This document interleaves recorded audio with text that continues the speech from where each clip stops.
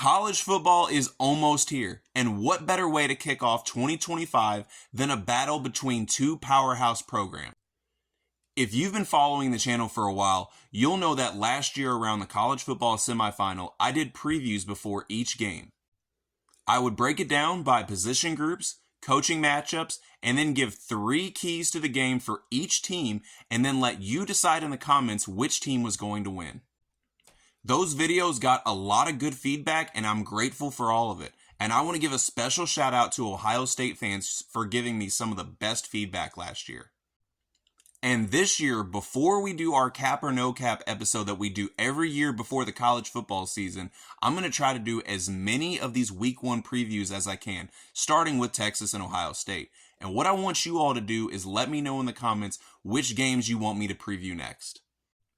But without further ado, let's officially get into the week 1 preview between Texas and Ohio State. Starting out at quarterback, I do want to say that I think Julian Sayin is going to be a very good quarterback eventually for the Buckeyes. But I mean, let's be honest. This is Arch Manning we're talking about. So I think the quarterback edge goes to the Texas Longhorns here. Now for running backs, I was a little surprised that Pro Football Focus rated the Texas Longhorns as the number 3 running back group in college football. There are a lot of question marks around what CJ Baxter and Christian Clark are going to look like post-injury. But nonetheless, a very talented group, and of course led by Quintravion Wisner, who had a very good season last year. Not to mention that the Buckeyes have big shoes to fill with the departures of Travion Henderson and Quinshon Judkins from last year. So for running backs, I went with Texas as well. Now for wide receivers, I do want to say that I absolutely love Texas's wide receiver room. I think Ryan Wingo is going to have a great sophomore season for the Longhorns. But let's be honest. Ohio State got that dude right there, Jeremiah Smith, the best wide receiver in college football, and one of, if not the best players overall in college football. And not to mention guys like Carnell Tate and Brandon Ennis around him. Look, again, I love the Texas Longhorns wide receiver room, but this is just different right there. Also, let me know in the comments, is Ohio State wide receiver you or not? Now for tight ends. I actually went with Ohio State and Max Clare here as well. And actually, with looking at these players' measurables, it's actually scary how similar Max Clare and Jack Endries are. With not only just their play style, but their body type as well. I mean, I think they're only separated by like a couple pounds, but neither here nor there. I gave Max Clare the edge here because he is just ever so slightly better at the deep routes. So I went with Ohio State again with a tight end room.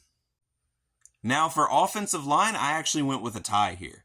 And I think both teams are replacing a lot of moving pieces, and we don't really know what we're going to get from each unit yet. So just to play it safe, I went with a tie for both units. Now, defensive line is a different story. I was actually pretty surprised to see Pro Football Focus rank the Texas Longhorn defensive line as the 10th best in college football. Because if you've listened to the podcast at all, I think they're way better than that. I think they are going to be the best defensive line in all of college football this year. Not only did they load up in the middle through the transfer portal, they got guys on the edge like Colin Simmons, Ethan Burke. And listen, I know Trey Moore is technically considered a linebacker, but because he spends majority of his time on the edge, I basically count him here on this defensive line. And honestly, with all those names, I don't know how anyone can make an argument for them not being the best defensive line in college football. And I know it's maybe not a fair comparison because Ohio State does have a lot of moving pieces on that defensive line, but even if they did have just a little bit more experience, I would still take Texas's defensive line because, again, I think they are going to be the best defensive line unit in college football. So with D-line, I went with the Texas Longhorns. Now for the linebacker room. I'll even take Trey Moore out of the equation, and I will still go with the Texas Longhorns as having the better linebacker room. Anthony Hill is going to be the best linebacker in college football this year, and you heard it here first. But when you also surround him with guys like Leona Lafau, Ty Anthony Smith, Brad Spence, that's a pretty solid linebacker room. And look, I know Sonny Styles is a very good linebacker, but I'm not taking him over Anthony Hill. So I went with Texas as having the better linebacker room. Now for the secondary, and I know I'm going to get a lot of heat for this because I'll go ahead and say it. Ohio State does have the best defensive back in college football this year in Caleb Downs. But as a collective unit, I think Texas's is just a little bit better. With the safeties, Michael Taft came back, Xavier Filsame's there, Jonah Williams as a freshman, Derek Williams is coming back from injury.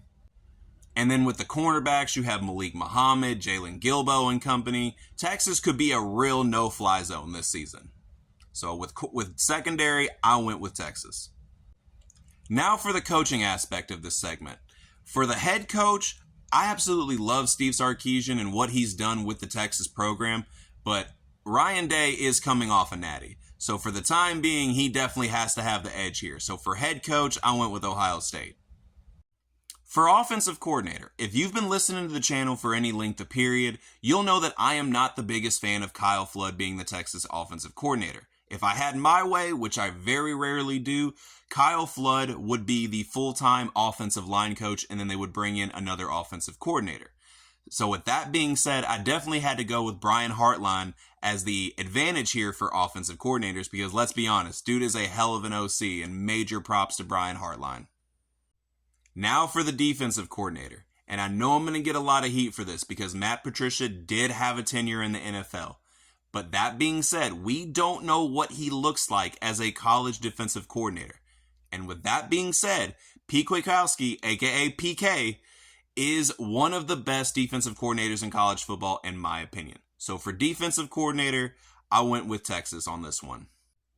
And no, I almost forgot about special teams. But I'm going to be completely honest, I went with a tie here because there's a lot of moving pieces with both teams. And again, we don't know what each team is going to look like on that side of the ball. So for special teams, I went with a tie. Now, if you're keeping track at home, Texas does have an edge in the position and coaching battles at a 6-4 rate, with both teams coming in at a tie at two different positions. Now let's officially get into some keys of the game for both teams. Starting out for Texas, number 1, make an inexperienced quarterback uncomfortable. Julian Sayin is a very talented quarterback, but he doesn't have a lot of experience. I think if Texas and that great defensive line I talked about can come in and pressure him, it could be a long first start for the talented quarterback. Number 2, find the balance of guarding Jeremiah Smith. Texas has seen firsthand that you do definitely want to approach this the right way because you don't want him to go absolutely crazy on you. But at the same time, if you do what you did in the bowl game, you know that if you put too much coverage on Jeremiah Smith, it'll open up guys like Carnell Tate over the middle. And Texas does not want that to happen either. And coming in at number 3, Texas has to be able to establish the run. Back in the bowl game, they only had 58 yards on the ground. I think they're going to need a little more than that if they want to beat Ohio State week 1 of the 2025 regular season. Now on to Ohio State. Number 1, play through your star, whatever that looks like for Jeremiah Smith. If Jeremiah Smith is dominating his matchup, just keep force feeding them the ball. And if not, if Texas is doing what I said in that number 1 for their keys of the game, let him be a decoy and open up guys elsewhere on the field. Number 2, new faces, same mission. Ohio State has a lot of moving pieces, but they got to really build that chemistry if they want to walk away with the win week 1 of the regular season. And last but certainly not least, for number 3, they have to defend the deep ball well. One thing Ohio State has to understand is that Arch Manning is not Quinn Ewers. Quinn Ewers was an absolute surgeon in the short and medium route passes. But Arch Manning is not afraid to let it rip like Beyblade. And if he can catch them lacking, it could be a long day for that Ohio State secondary. That officially wraps up the first preview for the 2025 college football season. I'm just excited that it's almost here, and I hope you all are as well. Like I said at the beginning of the video, let me know in that comment section who wins and what the score is going to be. And also let me know what other week 1 matchups you want me to do a preview of next. And as always, like and subscribe to Less is More Sports.